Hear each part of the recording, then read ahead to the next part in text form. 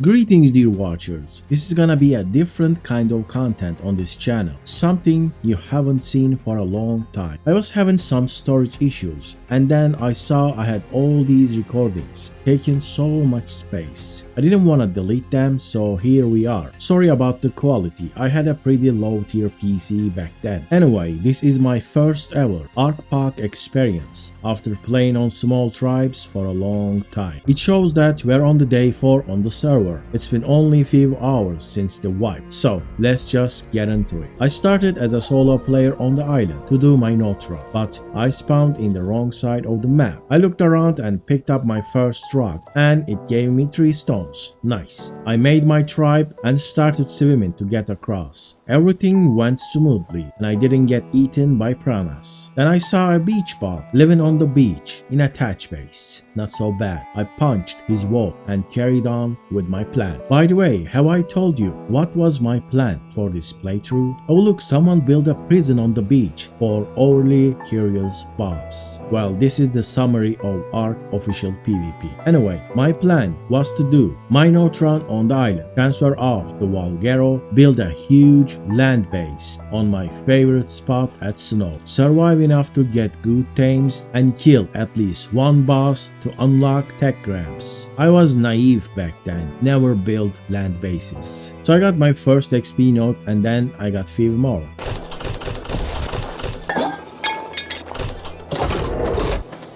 At the end of my note run, I managed to reach level 62. Not that great, but it's alright. And then I find myself a drop to transfer off to Valguero to do my best early game start tactic. I picked this horn-like area that called Boreal Forest Zone 1 and spawned there because there are wild rack carrots there. So I quickly collected much needed rack carrots for my horses. I would love to get myself an equus as my first tame on Valguero, but to reach the horses I needed to get myself a raft. So fiber, wood and hide was needed for that. I collected all those and crafted the raft, then placed it. Now I have a way to travel safely, but I like to have some security against the raiders. So I hid my bed under a foundation and then I built a hidden storage by using the pillar, hatch frame and mortar and pestle trick. Pretty good, right? Hidden storages for the win as always. So then I drove north. I reached my destination, but there was a tribe built there, the Amazons. I tried to make friends with them, but they were offline. Then I found an unicorn, but it was a low level. I tamed it anyway because a unicorn is a unicorn. And I started farming resources, some silica pearls from the lake and some crystals near the hillside, and then some rocks for my starter base. But I didn't see them coming, the dire wolves. They killed me and then the unicorn, such a shame.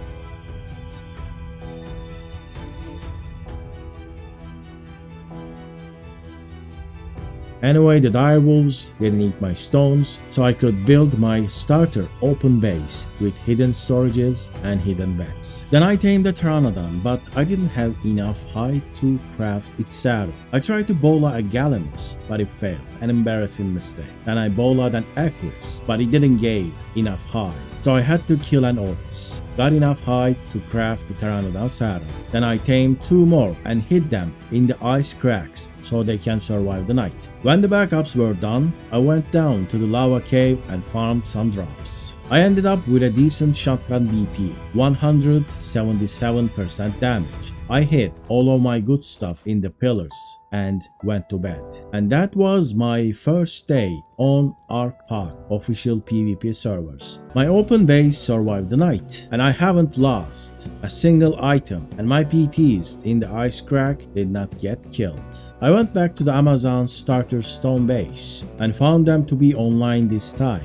We made friends, but they were gonna leave this map and build a base on the center, so we ended up parting ways for now. Then I went to the Valguero's bone graveyards and farmed hundreds of keratin to craft lots of saddles for my flyers. I built a trap near the polar bears and trapped one, but I didn't have enough narcotics. So I knocked out a tribe to farm berries easier, then farmed lots of narco berries, made some narcotics, but I couldn't knock it out with a primitive crossbow. It was doing too much damage. I tried it many times, and even got killed for it. I had to wait too long between shots because the crossbow was not applying enough torpor, so I had to wait for it to heal. While I wait, I met someone that's built right next to me. I was still doing a peaceful playthrough on PvP servers. That is why you're seeing me chatting with people instead of fighting. Anyway, it was impossible for me to knock out this polar bear with a crossbow, so I got myself a rifle and some tranq darts and knocked out the polar bear. Also tamed up an Argentavis. And then a wild fire wyvern decided to fly too low and did a raid on me. It killed a low-level pteranodon.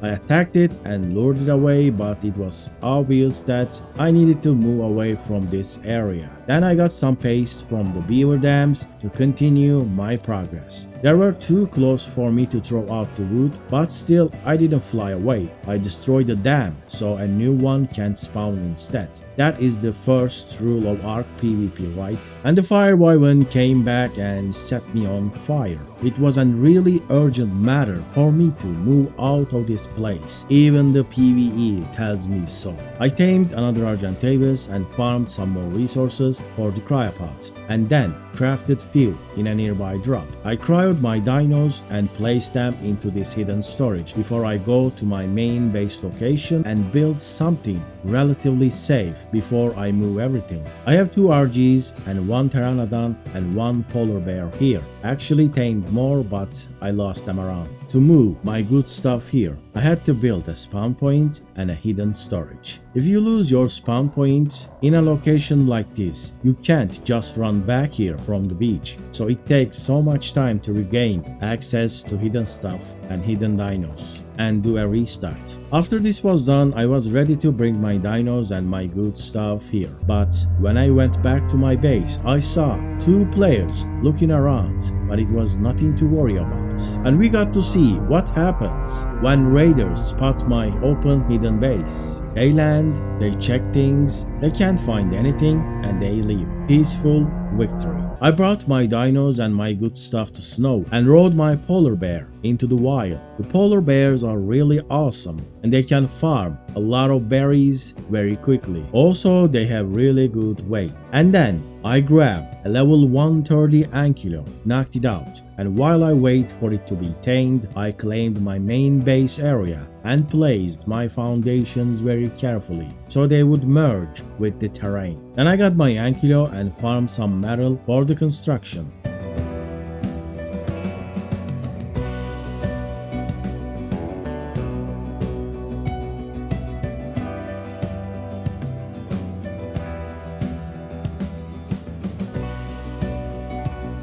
I turned the resources into mats and built my first generator box. Then I cryoed all of my dinos and the day 2 has ended.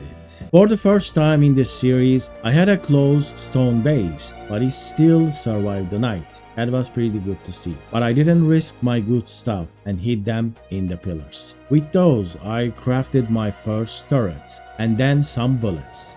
Well, 3 turrets. I placed them at my desired base spots, and then I filled all of my refining forges with raw metal.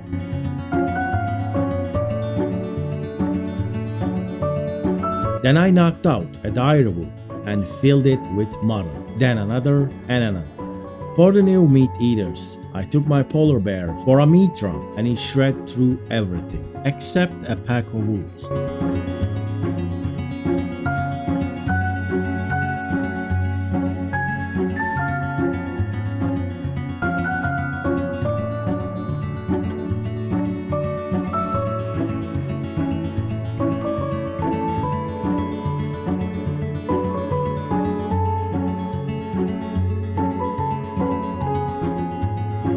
Also collects berries quite efficiently. Then I found an RG trap too close to my base. I was doing a peaceful playthrough, but I needed to claim this area. And then I found another and destroyed that too.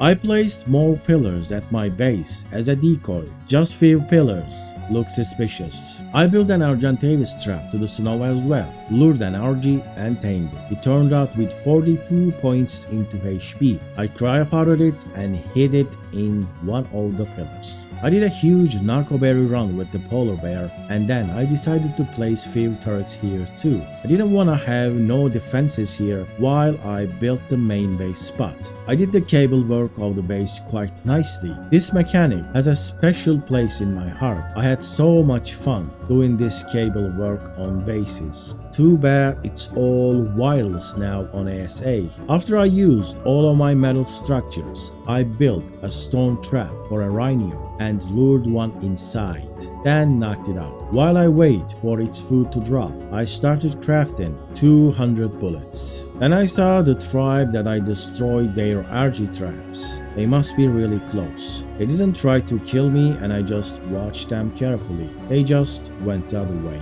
I placed few more turrets and then knocked out the woolly rhino again because I hit it extra and ruined the taming effectiveness. But this time I tamed it properly. Even though it was very tame and lost lots of levels because of it, it turned out 40 points into HP and 33 points into melee. HP is great and the melee is mediocre, so it's good. I took it out for a run and it did pretty well, and that ended the day 3. The next day I met up with the Amazons and added them to my tribe. But they didn't want to stay on Valgero and help me, but they invited me to their tribe on the center. I decided to check their base, so I went to the center. They were built in a decent spot with lots of resources, but there wasn't much to do for me here other than helping them farm and tame. I helped them knock out the Doedicurus and farmed some organic polymer. Then we went out to farm some berries, but they were used in an Equus and it was not good enough. So I went back to my base on Valgero and grabbed some resources and some dinos. Transferred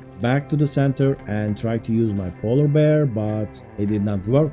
Some of the Valgero creatures are unusable on other maps. I had no idea, so I lost a good dino for nothing. With the resources I brought and all the other resources the Amazons had, we managed to craft an industrial grinder. It is a slow but decent way to reach level 100.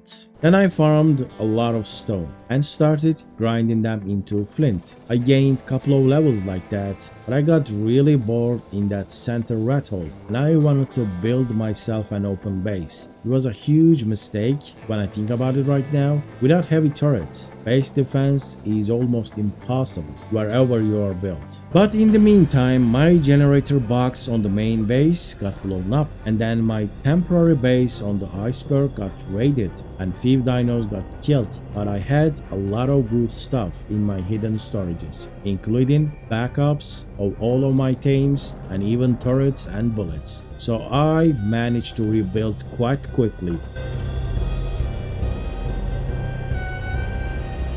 Also tamed another polar bear with honey, and my solo playthrough on Valgero has ended because one of my oldest tribe mates' army has joined my tribe and helped me farm so much. He was a top tier farmer always. Then I killed an alpha carno with my woolly rhino for XP, but it wasn't that good. Also did some pteranodon breeding while we had so many. Farming silica pearls by hand wasn't enough for the project I had in my mind. So we took a trip to the Valgero's aberration area. We went down there with our trusty tames, a dire wolf and a dire polar bear, to tame a few anglerfish. This river is really shallow and really easy to trap an anglerfish. We knocked it out and tamed a few with mutton very quickly. Then we used the grapple and whistle method to get out of this aberration cave. We made it back to base safely and started farming silica pearls with the anglerfish. It was far superior to collecting them by hand and made us rich quite quickly. Then I built a double toilet for farming fertilizers easily. I upgraded the turret tower we had to keep all of this farm safe and secure as much as possible. Oil gathering is bad here, so I placed an oil pump nearby. Then I built a half-open greenhouse. I tamed a beaver to gather wood with Argentavis. The chainsaw is better, always, but it costs a lot of resources to repair. And this is the difference between playing solo and playing with a tribe mate called Army. And then we had enough resources to build up the land base, so I started placing the foundations. When it was done, it looked pretty good. And then the land base was here. Not finished yet, but it was still standing tall. I designed an open crafting area at the right side of the base, but placed the cables first. I tamed even more direwolves for protection. A wolf pack would be a great deterrent against raiders, so I thought. And then the Alpha tribe spotted us, but they left soon after, so we thought. I built the crafting station, but it was only the half of it. These structures are expensive. Then I placed even more turrets, but the bullets were not even close to getting filled up. So that is why I recruited a bunch of new players to help me finish the base defenses, but they were bobs, and they did more harm than good, unfortunately. Not really anything bad, they just had very little experience. We needed to farm so much to fill these turrets, and we worked non-stop for that, but it was just not enough. They each only had few hundred bullets. I have built an incubation area for the wyverns and some for other stuff. Then I placed some fence boards to block the hillside of our base. This is necessary to stop anyone trying to attack from this way. And then brought water to my base via flexible pipes. Then I went to the center to check on the Amazons, and they were doing fine. They have gotten a lot more rich and more secure in their little center base. It was nice to see them alive, but they were still away from a boss fight, just like us. Then I went back to Valguero to implement my defense idea with the Plant X species turrets. If you place them at least 5 or 6 foundations away from the turrets, they will match with their range. So the raiders would be forced to destroy the Plant X species turrets before they start soaking any bullets. So, a good way to slow them down. We kept the structures very busy to fill our normal turrets. Since we didn't have any heavy turrets, I thought we might as well fill the normal ones. Our base were starting to get crowded, and the long and cold nights of Valguero were starting to feel cozy and warm. But then we got wiped. An offline raid, almost a complete destruction. I immediately went back, placed a large box, saved as much as stuff as I could. They didn't touch my first base with the simple turret tower. I guess they did not see that worthy of a raid.